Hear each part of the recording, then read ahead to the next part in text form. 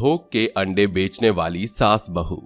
कुसुम और माही दोनों सास बहू एक दूसरे का सहारा थी, क्योंकि 8 साल पहले कुसुम के पति का देहांत हो गया था, जिसके बाद बेटे ने सब कुछ संभाला। पर बेटा कमाने के चक्कर में किसी और लड़की से शादी करके वहीं बस गया। अब ऐसे में सास बहू बहुत अकेली हो गई। अब उन्हें समझ नहीं आया कि घर पर खर्चा चलाया जाए तो कैसे चलाया जाए। बहू, अब हम क्या करें, कैसे घर का खर्चा चलाएं? यही तो माँ जी, मुझे समझ नहीं आ रहा। थोड़ा बहुत तो खर्चा मुन्ना का भी है। अब उसके दांत आने लगी हैं, तो सिर्फ दूध तो नहीं पी सकता, उसे दाल चावल ये सब देना पड़ेगा। बहू, मैं सोच रही हूँ कि झाड़ू पोंछा लगा लूं घर में जाकर। अरे नहीं माँ जी, आप ये कैसी बातें कर रही हैं? मेरे होते हुए आप ये काम मत करिए, मैं कर लूंगी। अरे नहीं बेटा, तेरा एक छोटा सा बच्चा है, उसे छोड़कर क्या तू काम करेगी? फिर माँ जी कैसे काम चलेगा? काश हमारे पास थोड़े से पैसे होते जिससे हम छोटा सा कारोबार चालू कर सकते, तो हमें कहीं भी जाना नहीं पड़ता। सास बहू दोनों बड़े गहरे चिंतन में डूबी हुई थीं। घर को चलाने के लिए कोई सहारा नहीं था। ऐसे में सास बहू क्या कोई कारोबार चालू करने की हालत में थीं या नहीं? अगर दोनों कारोबार भी चालू करेंगी तो कौन सा करेंगी और कैसे करेंगी? जानने के लिए कहानी में एक कदम आगे बढ़ते हैं। अरे हाँ बहू, याद आया, हमारे पास पैसे तो नहीं है, पर मेरे पुराने गहने पड़े हैं जिन्हें हम बेचकर अंडे का काम चालू कर सकते हैं। अंडे हम रोज रोज ले नहीं पाएंगे, लेकिन अगर 2-3 मुर्गियां खरीद ले तो वो हमें हमेशा अंडे देती रहेंगी, जिससे हम अंडे बेचा करेंगे।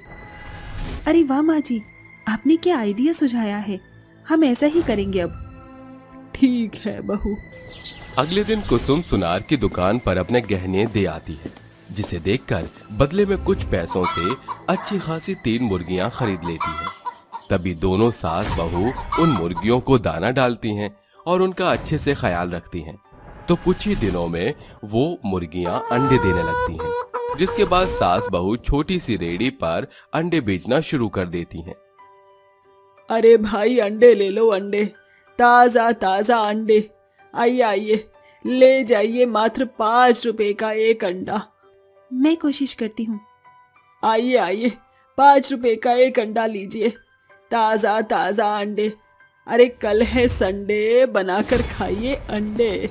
जी 2 अंडे दे दीजिए। जी अभी देते हैं। बहू जल्दी कर, हमारा पहला ग्राहक आ गया। जी माँ जी, ये लीजिए आपके अंडे, 10 रुपए हुए। शुक्रिया। अरे बहन जी, जरा मुझे 4 अंडे दे दीजिए। ये लीजिए भाई साहब, आपके 4 अंडे। सुनिए, ताजा अंडे हैं क्या आपके? हाँ बेटा, बिल्कुल ताजा है, अभी अभी मुर्गी ने दिया है। अरे आंटी, ये कल तक खराब तो नहीं होंगे ना, जैसे हमें कल बनाने हो? अरे नहीं नहीं बेटा, ये 10-15 दिन तक खराब नहीं होते। बताइए कितने अंडे दूं आपको? 1 ही दे दीजिए। सिर्फ 1 अंडा लेने के लिए आपने इतनी तहकीकात की, 2 तो लीजिए कम से कम। नहीं नहीं, वो दरअसल क्या है ना, मैं अपने घर में अंडे छुप कर खाती हूँ, तो 2 ले जाना मेरे लिए मुश्किल हो जाएगा, इसीलिए 1 ले रही हूँ। कोई बात नहीं बहू, दे दे 1 अंडा। सास की बात सुनकर माही उसे 1 अंडा दे देती है। हफ्ता बीत जाता है, दोनों के अंडे ठीक से शायद बिके नहीं। ऐसे ही शाम को घर जाकर दोनों दिन भर की बौनी का हिसाब लगाती हैं। तभी मुंह बनाकर माही कहती है, माँ जी, आज भी ज्यादा पैसे नहीं बने, कम से कम 200 तो आने ही चाहिए थे, पर सिर्फ 90 रुपए ही आए हैं। ऐसे तो माँ जी हमारा काम नहीं चल पाएगा। हाँ बहू, तू बिल्कुल ठीक बोली, हमें कुछ और करना पड़ेगा। कुछ ऐसा सोच जिससे हमारे अंडे ज्यादा बिके। माँ जी, एक आइडिया आया है, क्यों ना हम अंडों को थोक में बेचना शुरू कर दें, जिससे हमारे पैसे बना करेंगे और फिर लोग 2-4 अंडे की जगह थोक में लेंगे, तो उससे हमें ज्यादा पैसा मिलेगा। इससे ये होगा कि जितने के अंडे होंगे हम सिर्फ 2 रुपए कम में बेचेंगे उन्हें, फिर हमारे अंडे ज्यादा बिकेंगे और हमें नुकसान भी नहीं होगा। अरे वाह मेरी प्यारी बहू, तो बिल्कुल ठीक कहती है। हम एक एक ट्रे को थोक में बेचेंगे अब। जी माँ जी, ये तय करने के बाद अगले दिन सास बहू थोक में बेचना शुरू कर देती हैं। आइए आइए, थोक में लीजिए अंडे की ट्रे, 130 रुपए की। आइए आइए, अंडे लीजिए। जल्दी जल्दी आइए, थोक में अंडे लीजिए, थोक में। जी हाँ, थोक के अंडे लीजिए, ताजे ताजे अंडे लीजिए, माल खत्म हो रहा है। आइए आइए। अरे नरेश, अंडे के दाम सही है क्या? यार मुझे तो बिल्कुल ठीक लग रहा है। हमारे एरिया वाला पूरी ट्रे 150 रुपए की देता है, या 20 रुपए की कम है, यहीं से खरीद ले। ठीक है, यहाँ से मैं अपने लिए अंडे खरीद लेता हूँ, घर पर बच्चों के साथ खाऊंगा बनाकर। अरे यार मेरे लिए भी ले ले, मैं तुझे कल पैसे दे दूंगा। ठीक है। अरे अम्मा जी, मुझे 2 अंडे की ट्रे दे दीजिए। कुसुम उस आदमी की बात सुनकर उसे 2 ट्रे दे देती है। ये लो बेटा, ये लो, संभाल करके जाना। जी अम्मा जी। अरे भैया, आपको अंडे पसंद आए तो दोबारा आइएगा जरूर दुकान पर। जी जरूर। दीदी, जरा मुझे भी 2 अंडे की ट्रे दे दीजिए। जी, ये लीजिए, 260 रुपए हो गए आपके। ये लीजिए आपके पैसे। ऐसे ही एक के बाद एक काफी सारे लोग उनसे थोक में अंडे की ट्रे ले जाते हैं, जिससे एक ही दिन में उनकी 1520 ट्रे बिक गई थी। घर जाकर जब अपने दिन भर की कमाई फिर से गिनती हैं, तो उछलते हुए माही अपनी सास को गले लगाकर कहती है, अरे क्या हुआ, क्यों बंदर की तरह चल रही है? सीधे सीधे बोल। माँ जी, आपको पता है आज हमने थोक के अंडे बेचकर कितने पैसे कमाए हैं? नहीं, कितने कमाए? 300, 400? नहीं माँ जी, अभी हमारी दुकान पर कितने सारे ग्राहक आए थे, उस हिसाब से हमने पूरे 2000 रुपए के अंडे बेचे हैं आज। सच में बहू, तू मेरा पोपट तो नहीं बना रही है ना? 2000 रुपए कमाए हैं? अरे हाँ माँ जी, मैं आपका पोपट क्यों बनाऊंगी? सच्ची में मैं तो अपने गोलू बेटे को खीर बनाकर खिलाऊंगी, अच्छे अच्छे कपड़े पहनाऊंगी, और हम दोनों ने भी माँ जी बहुत दिन से चाट पकौड़ी नहीं बनाया, मैं वो भी बनाऊंगी। हाँ, वो तो सब बना, अब हमारे अच्छे दिन आ गए हैं। मर्दों को तो यही लगता है कि उनके बिना हम कुछ नहीं कर सकते, लेकिन असल बात तो ये है कि एक बार औरतें अपने पैरों पर खड़ा होने की ठान ले तो हमें कोई रोक नहीं सकता। बिल्कुल ठीक कहा माँ जी। ये कहते ही माही राशन लाकर चाट पकौड़ी बनाती है, अपनी सास को खिलाती है, अपने बेटे को खीर खिलाते हुए कहती है, आ आ आ आ मेरा लाजा बेटा, चीजी खा ले, मीठी मीठी खीर खा ले।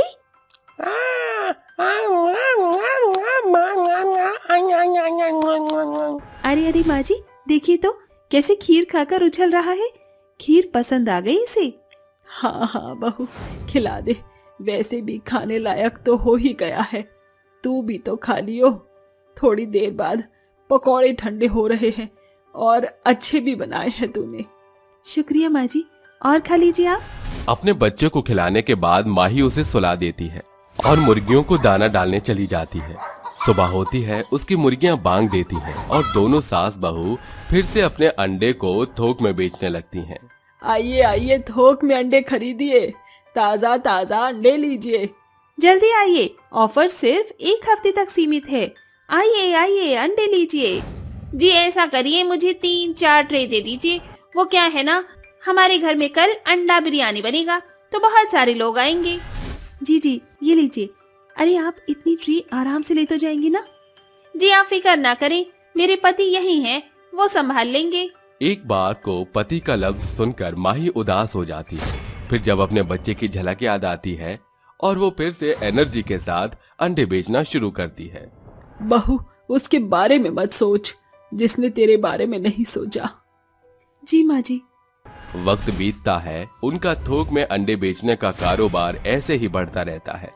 इससे सास बहू 3 दुकान खोलकर अपने नौकरों को उस पर बैठा देती हैं और थोक में अंडे बेचकर सप्लाई भी करती हैं। उन्हें देखकर कुछ लोग वही तरकीब अपनाते हैं, पर अफसोस सास बहू की किस्मत की तरह उनकी तरकीब साथ नहीं देती। सास बहू की समृद्धि बढ़ने से उन्होंने अपना घर भी बड़ा कर लिया और अब सास बहू दोनों खुशी खुशी रहने लगीं। 3 जादुई ईद का चांद। तहमीना अपने बेटे अयान के साथ बस्ती में बनी झोपड़ी में रहा करती थी। मेहनत मजदूरी करके वो मुश्किल से अपना और अपने बेटे की दाल रोटी का जुगाड़ कर पाती थी। पति के मरने के बाद उस पर दुख का पहाड़ टूट पड़ा था। ऐसे में रिश्तेदारों ने भी साथ छोड़ दिया। ईद का महीना शुरू हो चुका था, तभी तहमीना कहती है, आज से रमजान के रोजे शुरू हो गए हैं।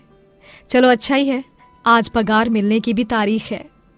तहमीना रुकैया के घर साफ सफाई से लेकर खान पान का भी सारा काम किया करती थी।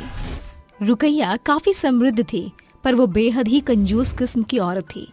सारा कामकाज खत्म करके तहमीना उसके पास आकर खड़ी हो जाती है। तभी रुकैया उसे रूखी आवाज में फटकारते हुए कहती है, ये क्या हिमाकत है तहमीना, मेरे सर पर आकर क्यों खड़ी हो? काम खत्म हो गया है तो अपनी तशरीफ लेकर चलती बनो। हुजूर, आज से रमजान के रोजे शुरू हो रहे हैं और आज 10 तारीख है। आपने कहा था आज आप मुझे पगार देंगे।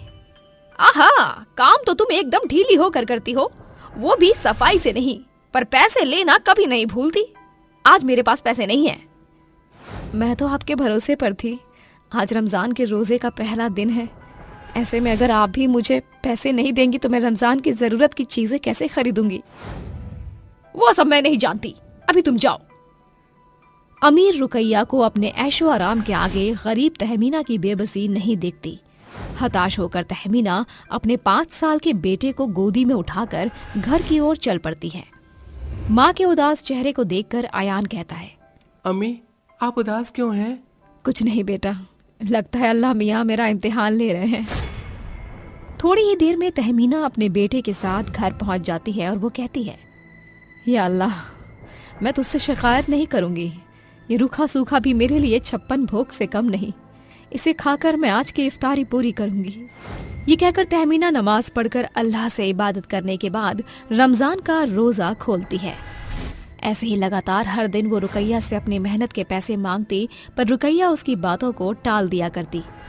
देखते ही देखते रमजान के 28 दिन बीत जाते और ईद के एक दिन पहले आसमान में चांद निकलने को होता है। तहमीना अपने घर की चौखट पर बैठकर निराश मन से कहती है, या अल्लाह, किस गुनाह की सजा है। ये कल ईद है और मेरे पास एक फूटी कौड़ी नहीं। ऐसे में मैं अपने मासूम बेटे की ख्वाहिशों को कैसे पूरा करूंगी? तहमीना ये कह रही होती है कि तभी आसमान में घिरे बादलों के बीच से चांद निकल आता है और अलीशा कहती है, तहमीना, वो देखो ईद का चांद निकल आया है। चलो मेहंदी नहीं लगाओगी? हम सभी ने तो कल की ईद के लिए बहुत ही सुंदर रेशमी सलवार कमीज सिलवाया है। तुमने ईद के लिए क्या खरीदारी की? अलीशा के पूछने पर तहमीना का मन अंदर तक झंझोर जाता है और वो अपने मन में कहती है, लगता है ईद की खुशी मेरे नसीब में नहीं। अल्लाह मियाँ ने मुझसे मुंह मोड़ लिया। सभी लोग ईद का चांद देखकर अपने अपने घरों में चले जाते हैं। सभी के घरों में खुशी का माहौल होता है, पर तहमीना चौखट पर बैठे हुए आसमान में निकले उस ईद के चांद को लगातार निहार रही होती है और कहती है, या अल्लाह, अपनी जरा सी नेमत इस गरीब बेबस पर भी दिखा दे, ताकि कल मैं अपने बेटे अयान को ईद के तोहफे, खिलौने, कपड़े और ढेर सारी मिठाइयाँ दे सकूं। ईद के प्रति ख्वाहिशों को बयान करते हुए तहमीना एक टक चांद को निहार ही रही होती है। तभी वो ईद का चांद 3 अलग अलग चांद में विभाजित हो जाता है, जिसमें से एक सोने का, दूसरा हीरे का और तीसरा पैसों से बने चांद में बदल जाता है। ये देखकर तहमीना दंग रह जाती है और कहती है, या अल्लाह, ये कुदरत का कैसा अजूबा है। आसमान में तो एक चांद था, फिर अचानक ये 3 अलग हीरे, सोने और पैसों के चांद में कैसे बदल गया? पहले तो तहमीना को अपनी आंखों पर विश्वास नहीं होता। तभी वो तीनों सोना, हीरा और पैसे बरसाने लगते हैं और चांद से निकले सोने, हीरे और पैसे नीचे जमीन पर बहुत सारे इकट्ठे हो जाते हैं, जिसे तहमीना उन हीरो, पैसों और सोने को इकट्ठा कर लेती है। जिसके बाद वो तीनों जादुई चांद फिर से वापस एक चांद में बदलकर आसमान में एक जगह ठहर जाते हैं और तहमीना खुश होकर कहती है, या अल्लाह, तेरा लाख लाख शुक्र है। तूने जो मुझे मांगने से भी ज्यादा दे दिया। अब कल ईद के दिन मैं अपने बेटे की ख्वाहिश को पूरा कर सकूंगी। रमजान के चांद के रात के खत्म होने के साथ अगली सुबह ईद का सुनहरा अवसर आता है और सभी गांव के मेले का आनंद उठाते हैं। जहाँ तहमीना भी शान और शौकत से अपने बेटे के साथ ईद मनाती है और अपनी तरफ से सभी को ईद के अवसर पर सेवैयां खिलाती है, जिसे देखकर अलीशा कहती है, अरे तहमीना, लगता है अल्लाह मियाँ तुम पर जरूरत से ज्यादा मेहरबान हो गए हैं। हाँ, ऐसा ही समझ लो, ये ईद की खुशियां मेरे अल्लाह की ही देन है। इस तरह ईद का सुनहरा पल खत्म हो जाता है और तहमीना जादुई चांद के दिए हुए सोने के सिक्के और हीरो को बेचकर एक बड़ा सा घर लेकर बस्ती को छोड़ देती है और अपने बेटे के साथ खुशहाल जिंदगी जीने लगती है। समय बीतने के साथ 1 साल पूरा होता है और एक बार फिर से ईद से एक दिन पहले ईद का चांद निकलने का सुनहरा मौका आता है और तहमीना कहती है, अयान बेटा, चलो गरीबों में खैरात बांट कर आते हैं। चलो मम्मी, मैं तैयार हूँ। दोनों एक साथ चल पड़ते हैं और तहमीना रास्ते में दिखने वाले हर जरूरतमंदों को पैसे देकर उनकी मदद करती है।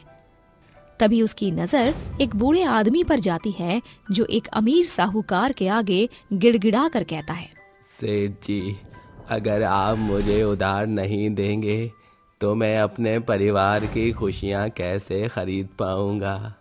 कल ईद है। अरे ईद हो या बकरीद, मैंने क्या बैंक खोल रखा है जो सबको कर्जा देते फिरूं? पहले का कर्ज तो अब तक बकाया है। तेरी जमीन भी मेरे पास गिरवी पड़ी है, अब किस चीज की गिरवी रखकर पैसे लेगा? साहूकार उस बूढ़े आदमी को पैसे देने से मना कर देता है और बूढ़ा आदमी उदास होकर वहाँ से चलने लगता है। चाचा जी, आइए मेरे साथ। तुम कौन हो? मुझे अल्लाह ने आपकी मदद करने को भेजा है। तहमीना उस बूढ़े व्यक्ति को अपने साथ अपने घर की छत पर ले आती है और बूढ़ा व्यक्ति कहता है, तुम मुझे यहाँ क्यों लाई हो? ईद का चांद निकलने को है, पर अब तक पैसों का बंदोबस्त नहीं हुआ। कल ईद है, ऐसे में अपने बच्चों के लिए ईद के तोहफे कैसे खरीदूंगा? साहूकार मेरी आखिरी उम्मीद थी। बस थोड़ा सब्र बांधिए, रमजान के पाक महीने में अल्लाह अपने बंदों की मदद जरूर करता है। इसके बाद तहमीना आसमान में देखने लगती है। तभी ईद का चांद निकलता है और वो कहती है, या अल्लाह, तेरे इस बंदे को तेरी रहमत की जरूरत है, अपने चांद की चमक इन पर भी बरसा दे। उसके इतना कहते ही चांद हीरे, सोने और पैसों से बने 3 अलग चांद के साथ 3 टुकड़ों में हो जाते हैं और वो कहती है, ऐ जादुई 3 चांद, मुझे ढेर सारे सोने, हीरे और पैसे दो। इतना कहते ही सोने का चांद सोने के सिक्के, हीरे का चांद हीरे और पैसों से बना चांद पैसे बरसाने लगता है, जिसे उठाकर तहमीना उस बूढ़े व्यक्ति को देते हुए कहती है, ये लीजिए, इनसे आप अपने परिवार के लिए ईद की सभी खुशियां खरीद पाएंगे। मेरी तरफ से आपको ईद मुबारक। शुक्रिया बेटा, अल्लाह तुम्हें खूब बरकत बख्शे। अगर इस संसार में उस लालची साहूकार जैसे इंसान हैं, तो तुम जैसे नेक इंसान भी अल्लाह की देन है, जो लोगों की मदद करती हैं। इस तरह ईद के जादुई चांद से न सिर्फ तहमीना अपनी ईद की खुशियां खरीद पाती है, बल्कि उसी के साथ वो अनगिनत जरूरतमंद लोगों की मदद करती है। और ईद के एक दिन पहले चांद की रात अल्लाह उस पर अपने जादुई चांद की नेमत बरसाया करते, जिससे मिले हीरे, सोने और पैसों से वो गरीब के ईद के अवसर को खुशहाल बनाने का जिम्मा उठाया करती। जादुई नींबू ATM। राजू, रीना 2 भाई बहन थे। दोनों बहुत छोटे थे जब माँ बाप का साया उनके सिर से उठ गया था, जिसके बाद दोनों छोटा मोटा काम करके अपने पेट भरने का प्रबंध कर पाते थे। वो सब्जी मंडी के बड़े बड़े व्यापारियों का काम करते थे। उसी मंडी का एक बड़ा व्यापारी था पप्पू। वो दोनों को बुलाकर कहता है, क्यों रे रीना, राजू, मेरे लिए काम करोगे? करूंगा सेठ जी। ये ले, 5 किलो नींबू हैं, इसे तुझे आज बेचने हैं और इस नींबू के कमाए आधे मुनाफे को तुझे मुझको देना होगा। मंजूर है? हम करेंगे इसे। हमारे पास तो पैसे ज्यादा आएंगे तो हम अपनी रहने के लिए एक छप्पर का जुगाड़ तो कर ही लेंगे। दोनों पप्पू की शर्त मानकर उसके दिए नींबू को बाजार में बेचने लगते हैं। बच्चों के बुलंद आवाज से ग्राहक उनके इर्द गिर्द जमावाड़ा लगा लेते हैं। फिर कुछ ही घंटे में सभी नींबू की बिक्री हो जाती है और दोनों खुश होकर पप्पू को आधा पैसा देकर कहते हैं, ये लो सेठ जी, आज की आधी कमाई। शाबाश, मैं जानता था कि तुम दोनों भाई बहन ये काम आसानी से करोगे। अब मैं रोज तुम्हें नींबू दूंगा और तुम उसे बेचकर आधा पैसा मुझे देना और आधा खुद रखना। इससे तुम भी खुश और मैं भी खुश। इस तरह अब राजू और रीना पप्पू के दिए नींबू को बेचा करते थे, जिससे कमाए दामों से वो अच्छा खाना खा पाते थे और कुछ बचा भी पाते थे। पर फिर से गरीबी ने उनको घेर लिया। एक दिन पप्पू के सभी नींबू सड़े गले निकलते हैं, जिस कारण उन्हें भारी नुकसान होता है। पप्पू कहता है, क्यों रे, तुम दोनों मुझसे शान पट्टी कर रहे हो? लाओ आज की आधी कमाई। सेठ जी, आज जो आपने नींबू हमें बेचने को दिए थे वो सारे ही एकदम खराब थे। मैंने क्या तुम्हें सिर्फ ताजा माल बेचने के लिए थोड़े रखा है? बासी माल क्या तुम्हारा बाप बेचेगा? पर वो नींबू खराब थे, इसमें हमारी क्या गलती है? तो क्या मेरी गलती है? जल्दी से आ जाना दो, वरना मैं तुम दोनों टिंगोरों को नींबू की तरह निचोड़ कर रख दूंगा। ये तो सरासर ज्यादती है, गलती आपकी, हट जाना, हम क्यों भुगते? अब मैं तुम भिखारियों को अपने नींबू बेचने को दूंगा ही नहीं। इस तरह अनाथ रीना और पप्पू फिर से बेरोजगार होकर गंभीर गरीबी का जीवन गुजारने पर विवश हो जाते हैं कि रीना कहती है, कैसी बहन हूँ मैं जो अपनी छोटी भाई का ख्याल भी नहीं रख सकती। दीदी हम कर भी क्या सकते हैं? राजू, मंडी से कुछ दूर किसानों के सब्जियों के खेत हैं, क्यों ना हम उनके लिए सब्जियां तोड़ने और कट्टे में भरने का काम कर लें? हाँ चलो चलते हैं। दोनों आस का दामन थामकर चल पड़ते हैं, लेकिन उनके हाथ निराशा के सिवा कुछ नहीं लगता। जिसके बाद राजू कहता है, दीदी मैं बहुत थक गया हूँ, अब मुझसे और चला नहीं जाएगा। ये सुनकर रीना उससे कहती है, ठीक है राजू, अब हम सड़क की लंबी दूरी तय नहीं करेंगे, बल्कि इसी जंगल के अंदर से चलकर छोटा रास्ता तय करते हैं। दोनों उस जंगल में कदम रखते हैं। वहां दूर दूर तक उनके अलावा कोई नहीं दिखता। जंगल एकदम बंजर और वीरान पड़ा था। दोनों डरते हुए तेजी से कदम बढ़ाने लगते हैं। तभी उन्हें जंगल के एक पेड़ के पास सटा हुआ फटेहाल भिखारी दिखाई देता है, जो मदद मांगते हुए कहता है, सुनो बच्चों, मेरी मदद करो, रुको, यहाँ आओ, मेरी पुकार सुनो। दीदी लगता है उस भिखारी को हमारी मदद की जरूरत है। हाँ चलो उसकी मदद करते हैं। दोनों उस भिखारी के पास आकर कहते हैं, बाबा आप इस जंगल में क्या कर रहे हो? मैं बाबा नहीं भिखारी हूँ। तुम्हारे पास कुछ खाने को है तो मुझे दे दो, मैं कई दिनों का भूखा हूँ। हमारे पास आपके लिए भोजन तो नहीं है, पर ये कुछ पैसे हैं, इन्हें आप रख लीजिए। दीदी ये बचे आखिरी सिक्के भी हम इन्हें दे देंगे तो हमारा क्या होगा? राजू, हमसे ज्यादा इन्हें हमारे पैसों की जरूरत है, और फिर भूखों का पेट भरना बहुत ही पुण्य का काम होता है। माँ कहा करती थी, ऊपर वाला हमारा कोई ना कोई बंदोबस्त कर ही देगा। ये पैसे आप रख लीजिए, इससे आप अपना पेट भर सकते हैं। रीना जैसे ही अपने पैसे उस भिखारी के हाथों में देती है, तभी अचानक वो फटे हाल भिखारी एक सुंदर सी पोशाक पहने हुए देवता का विशाल रूप धारण कर लेता है, और अगले ही पल वृक्ष देवता के जादू से सारा बंजर जंगल सैकड़ों नींबू से लदे हुए हरे भरे वृक्षों में बदल जाता है।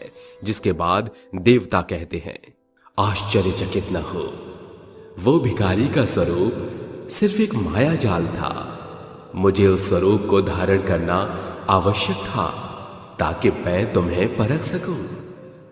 ये बंजर जंगल अचानक से इतने सारे नींबू के पेड़ों में कैसे बदल गया? मुझे भी समझ नहीं आ रहा। ये मेरी सजी जादुई नींबू की नगरी है। मैं इस नगर का वृक्ष देव हूँ, जो द्वारपाल की नाई इन सभी नींबू के पेड़ों की रखवाली करता है, और जो कोई मनुष्य इस जंगल से गुजरता है मैं उनकी परख करता हूँ, और जो मेरी नजरों में खरा उतरता है मैं उनकी सहायता करता हूँ। जैसे कि तुम दोनों परीक्षा में सफल हुए हो, मांगो, क्या वरदान चाहिए?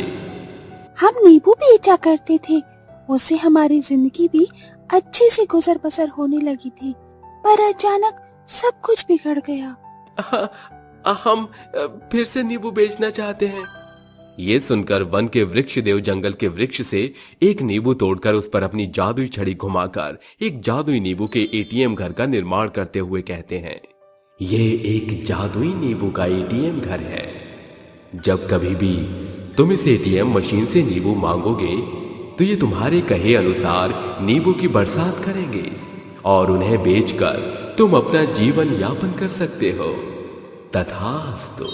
जादुई एटीएम मशीन का रहस्य बताकर वन देवता विलुप्त हो जाते हैं और दोनों भाई बहन उस मशीन को लेकर अपने घर आकर उसे एक कोने में रख देते हैं और दोनों उस एटीएम मशीन से कहते हैं, जादुई एटीएम मशीन हमें ढेर सारे नींबू दे। रीना एटीएम मशीन के नीचे टोकरी लगा देती है। फिर जादुई एटीएम मशीन बड़ा सा मुंह फाड़ कर नींबू की बरसात करने लगती है, जिससे वो बाजार में जाकर बेचते हुए कहते हैं, नींबू ले लो, नींबू ताजे रसीले खट्टे पीले, नींबू ले लो नींबू।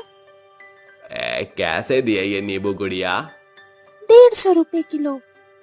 हाय रे दैया, वो पप्पू ने तो बाजार में लूट मचा रखी है। इससे डबल पैसा में 1 किलो नींबू देता है, वो भी हरा हरा नींबू।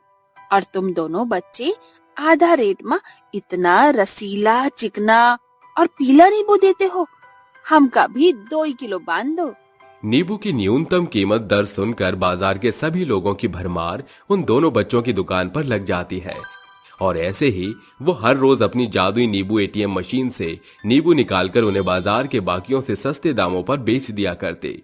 कुछ ही वक्त में वो काफी अमीर हो गए, जिसे देखकर पप्पू कहता है, कल तक मेरे टुकड़ों पर पलते थे, फिर आज अचानक ये इतने महंगे बिकने वाले नींबू लाते कहां से हैं? कुछ तो ऐसा है जो ये बीते भर के बच्चे छुपा रहे हैं।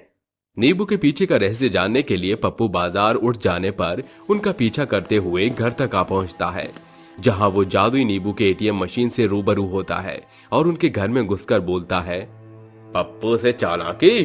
तो तुम दोनों 1.5 फुटिया इस जादुई एटीएम मशीन से नींबू निकाल कर बेचते हो, इसलिए मेरी दुकान ठप पड़ गई है। अब मैं ये मशीन अपने साथ उठा ले जाऊंगा।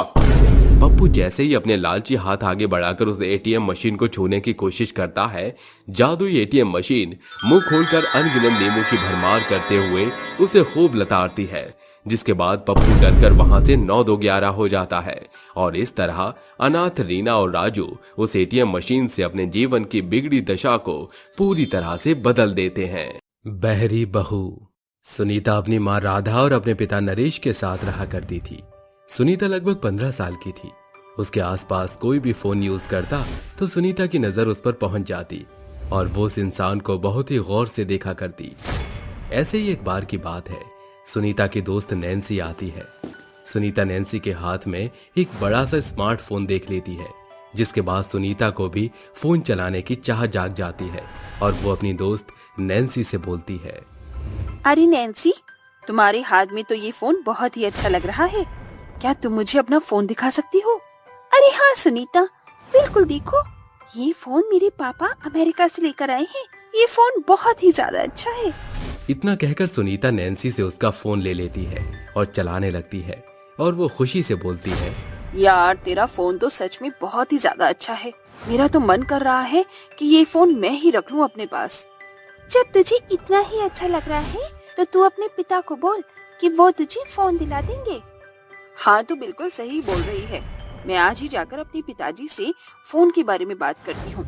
इतना कहकर सुनीता अपने घर चली जाती है और अपनी माँ के सामने फोन की जिद करने लग गई, लेकिन उसकी माँ उसे फोन दिलाने से मना कर देती है और बोलती है, सुनीता अभी तुम छोटी हो, तुम एक बार अपनी पढ़ाई पूरी कर लो, उसके बाद मैं तुम्हें एक स्मार्टफोन दिला दूंगी। नहीं नहीं, मुझे अभी चाहिए, मतलब कि अभी। सुनीता की जिद देखकर राधा को बहुत गुस्सा आ जाता है, जिसके बाद राधा उसको एक जोरदार थप्पड़ मारती है और उसको अपने कमरे में जाने को बोलती है।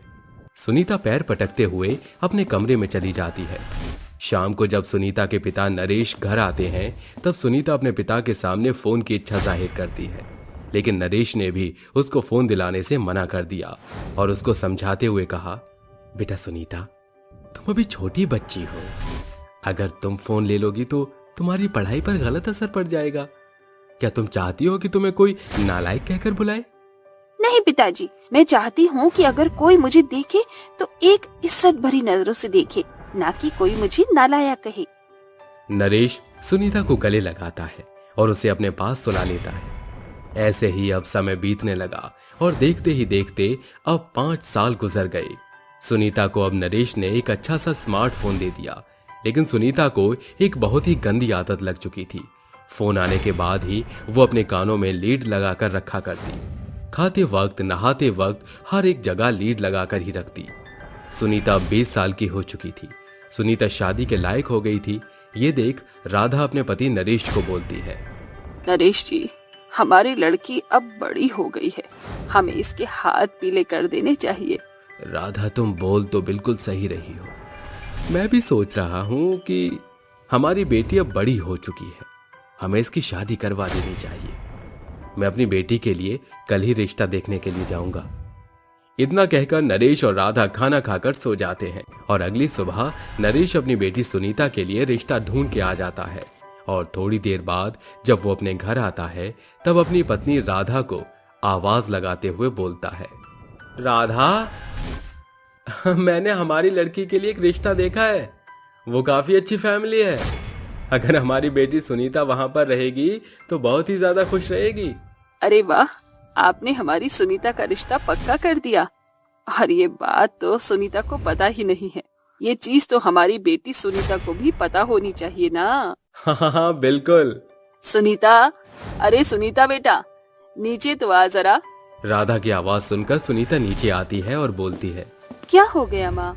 राधा अब उसको सारी बात बता देती है और अगले 1 हफ्ते के बाद सुनीता की शादी वैभव नाम के लड़के से हो जाती है। सुनीता की शादी तो हो गई, लेकिन उसकी ये गंदी आदत आज तक नहीं छूटी। खाना बनाते वक्त, खाना खाते वक्त, यहाँ तक के कपड़े धोने के समय भी ईयरफोन लगाकर रखा करती। ये सब देखकर उसके ससुराल वाले भी बहुत परेशान हो गई। एक दिन की बात है, सुनीता की सास मीना बाजार जा रही थी। बाजार जाते वक्त मीना अपनी बहू सुनीता को आवाज लगाती है, अरे बहू, ओ बहू, सुन नहीं रही है क्या? मीना सुनीता को आवाज लगाती रहती है, लेकिन सुनीता नहीं सुनती और गुस्से में मीना पैर पटकते हुए सुनीता के कमरे में जाती है और उसका फोन खींचकर फेंक देती है और उसे चिल्लाकर बोलती है, अरे करम जली कहीं की, तू तो सच में बहरी है। पता नहीं मैंने किस बहरी से अपने बेटे की शादी करवा दी। मेरे बेटे के तो भाग ही फूट गए। मम्मी जी, आप मुझे ऐसा क्यों बोल रही हो?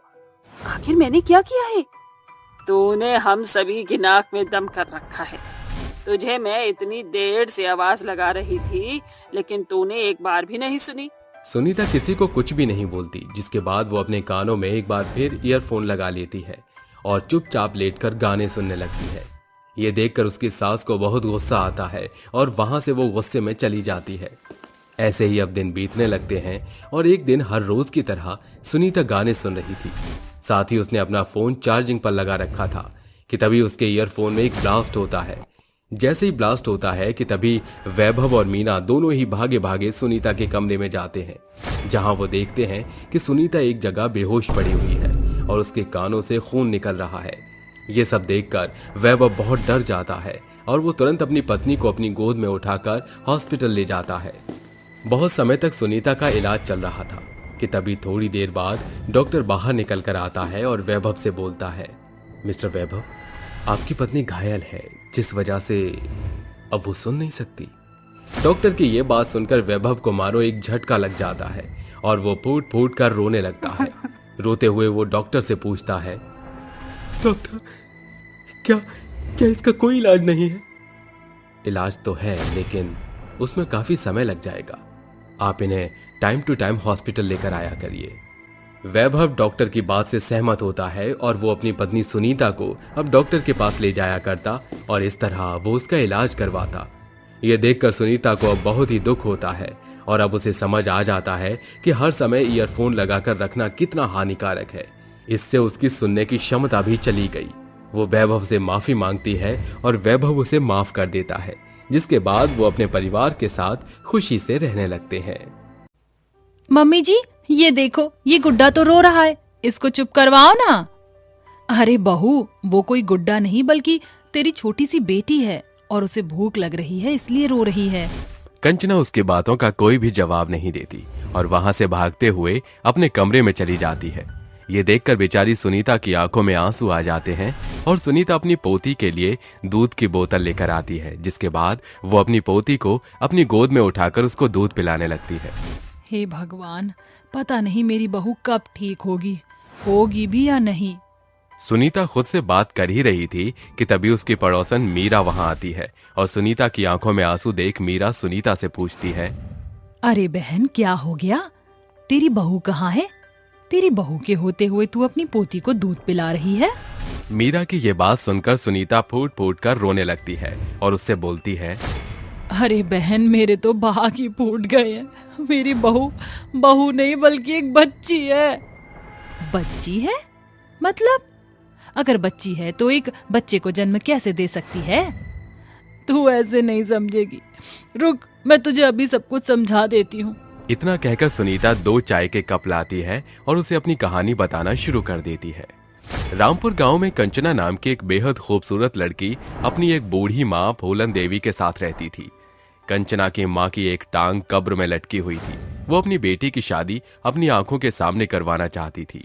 बेटा कंचना, मैं ज्यादा दिन अब जिंदा नहीं रहूंगी। मेरी एक टांग तो कब्र में लटक रही है और मैं जीते जी तेरी शादी देखना चाहती हूँ। इसलिए अगर तेरी नजरों में कोई लड़का है तो तू मुझे बता दे, मैं तेरी शादी उससे करवा दूंगी। नहीं माँ, मेरी नजरों में कोई भी लड़का नहीं है। आप जिससे बोलेंगी मैं उससे ही शादी करूंगी। इतना कहकर वो वहां से चली जाती है, जिसके बाद फूलन देवी के पास कंचना के काका आते हैं और उनसे बोलते हैं, अरे बहना, तू वैसे भी इतनी बीमार रहती है और ऊपर से टेंशन ले रही है। आखिर क्या बात है? तू इतनी चिंता में क्यों है? अरे भैया, मेरी बेटी अब शादी के लायक हो गई है। उसके लिए कोई लड़का नहीं मिल रहा है। अरे बहना, तू भी ना कैसी बात कर रही है? मेरी नजरों में एक प्रिंस नाम का लड़का है। उसकी फैमिली और लड़का बहुत ही संस्कारी है। तू कहे तो मैं उससे बात करूं? ये सुनकर फूलन देवी अपनी बेटी की शादी के लिए तैयार हो जाती है और अगली सुबह प्रिंस और उसकी माँ सुनीता कंचना को देखने के लिए आते हैं। कंचना इतनी सुंदर और सुशील थी कि सुनीता को कंचना पहली ही नजर में पसंद आ गई और अगले 5 दिनों बाद प्रिंस और कंचना की शादी हो गई। इस तरह अब कंचना अपने घर परिवार को अच्छे से संभालने लगी। ऐसे ही दिन गुजरते गए। एक बार कंचना घर का काम कर रही थी कि तभी उसको चक्कर आते हैं और वो सीढ़ियों से नीचे गिर जाती है। सीढ़ियों से नीचे गिरने की वजह से कंचना को बहुत ज्यादा चोट आ गई थी। जब ये सुनीता देखती है तब वो तुरंत एम्बुलेंस को फोन करती है और थोड़ी देर बाद एम्बुलेंस कंचना को सिटी हॉस्पिटल ले जाती है। एक तरफ तो कंचना का इलाज चल रहा था, तो वहीं दूसरी तरफ ये बात जब प्रिंस को पता चली तब वो दौड़ा हुआ सिटी हॉस्पिटल आ जाता है। कुछ समय बाद डॉक्टर बाहर आता है और प्रिंस से बोलता है, मिस्टर प्रिंस, आपकी बीवी बिल्कुल ठीक है। हाँ, इसके साथ ही एक खुशखबरी भी है। खुशखबरी? कैसी खुशखबरी? प्रिंस, आपकी पत्नी प्रेग्नेंट है। लेकिन क्या? सीढ़ियों से नीचे गिरने की वजह से उनके सिर पर चोट लगी है और इसलिए आपकी पत्नी की आधी याददाश्त चली गई है। वो भले ही शरीर और हर एक चीज में एक बड़ी औरत है, लेकिन उसका दिमाग अब एक बच्चों की तरह ही काम करेगा। इस केस में याददाश्त कभी भी वापस आ सकती है, या यूं कहे तो कभी आ ही नहीं सकती। ये सुनकर प्रिंस को एक झटका लग जाता है। प्रिंस को एक खुशखबरी मिली तो वहीं उसको एक दूसरा झटका भी मिल चुका था और इस तरह प्रिंस अपनी बीवी को अपने घर ले आता है। देखते ही देखते अब वो उसकी बहुत ही देखभाल करने लगता है। उसकी सास उसको एक बहू की तरह नहीं बल्कि एक बच्चे की तरह ट्रीट करने लगी। ऐसे ही समय बीतता गया और कंचना को एक सुंदर सी बेटी हो गई। कंचना ने एक बच्चे को जन्म तो दे दिया, लेकिन वो आज भी ठीक नहीं हो पाई और वो अपनी बेटी को अपनी बेटी नहीं बल्कि एक गुड्डा समझती है। मीरा, ये थी मेरे घर की कहानी। अब तू ही बता मैं क्या करूं। हम कुछ ऐसा करेंगे जिस वजह से तुम्हारी बहू की याददाश्त वापस आ जाए। वो दोनों आपस में बात कर ही रहे थे कि तभी कंचना तालियां बजाते हुए वहां आ जाती है, जहां वो हंसने के साथ ताली बजाते हुए अपनी सास के बालों को खींचते हुए बोलती है, मम्मी जी, ये गुड्डा दूध की बोतल क्यों पी रहा है? ये दूध की बोतल तो मेरी है ना? इतना कहकर कंचना अपनी बेटी के मुंह से दूध छीनकर खुद दूध की बोतल से दूध पीने लगती है। थोड़ी देर बाद सुनीता कंचना के रूम में उसकी बेटी को रख देती है और एक तरफ सुनीता कंचना की देखभाल कर रही थी तो वहीं दूसरी तरफ अब कंचना की छोटी बेटी घुटने के बल खेलते हुए सीढ़ियों के पास आ चुकी थी और वो सीढ़ियों से नीचे गिरने वाली थी कि तभी कंचना दौड़ते हुए आती है और अपनी बेटी को पीछे की तरफ धकेल देती है। धकेलने की वजह से कंचना का एक बार फिर से पैर फिसल जाता है और इस बार कंचना बहुत ही भयानक तरीके से सीढ़ियों से नीचे गिर जाती है। ये देख सुनीता और मीरा बहुत ही घबरा जाते हैं और वो दोनों उसको हॉस्पिटल ले जाते हैं। कुछ समय तक कंचना का इलाज चलता रहता है और जब डॉक्टर बाहर आता है तब डॉक्टर मीरा और सुनीता से बोलता है, बधाई हो, आपकी बहू की याददाश्त वापस आ चुकी है। वो अब पहले की तरह बिल्कुल ठीक हो चुकी है। ये खुशी सुनीता से बर्दाश्त न हो सकी और वो तुरंत फोन करके प्रिंस को सब कुछ बता देती है, जिसके बाद प्रिंस दौड़ा दौड़ा हॉस्पिटल आता है और अपनी कंचना से मिलता है। वो कहते हैं ना, माँ का दिल माँ का ही होता है। ऐसे ही जब कंचना को होश आता है तब वो सबसे पहले अपनी बेटी के बारे में पूछती है। प्रिंस जी, मेरी बेटी कहाँ है? मुझे मेरी बेटी से मिलवा दो। कंचना के इतना कहते ही मीरा उसकी बेटी को लेकर आती है, जिसके बाद वो अपनी बेटी को गले लगा लेती है और अपनी आंखों में आंसू लिए बोलती है, आखिरकार मुझे मेरा परिवार वापस मिल ही गया। मैं पहले की तरह बिल्कुल ठीक हो गई। थोड़ी देर बाद कंचना अपने पूरे परिवार के साथ अपने घर वापस चली जाती है और खुशी से अपना जीवन पहले की तरह बिताने लगती है।